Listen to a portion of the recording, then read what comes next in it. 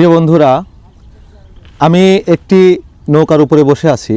আপনারা সবাই জেনে থাকবেন যে নৌকা অনেক গুরুত্বপূর্ণ একটি যানবাহন, সেটি কেবলমাত্র বর্ষাকালে।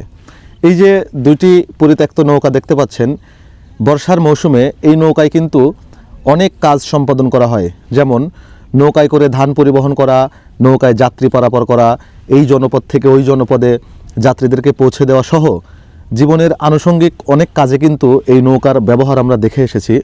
কিন্তু দেখুন, বর্ষার মৌসুম চলে যাওয়ার সাথে সাথে এই নৌকাটি কিন্তু পরিত্যক্ত অবস্থায় এখানে পড়ে রয়েছে। অর্থাৎ এই নৌকারও কিন্তু একজন মালিক রয়েছেন, যিনি বর্ষার মৌসুমে তার অর্থের যোগান দেওয়ার লক্ষ্যে এই নৌকাটিকে ব্যবহার করতেন এবং বর্ষা চলে যাওয়ার সাথে সাথেই, বর্ষার পানি নেমে যাওয়ার সাথে সাথেই কিন্তু এই নৌকাটি এখন পরিত্যক্ত অবস্থায় পড়ে রয়েছে। এবং এই নৌকার যিনি মালিক, খুব সম্ভবত তিনি খোঁজ নিয়েও দেখেন না যে এই নৌকা দুইটি এখানে এখনও আছে কিনা।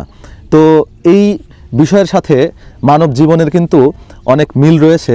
আপনারা খেয়াল করবেন, প্রত্যেকেরই প্রাত্যহিক জীবনে এমন কিছু মানুষ আমাদের জীবনে আসে ক্ষণিকের জন্য প্রয়োজনে ব্যবহার করবে বলে।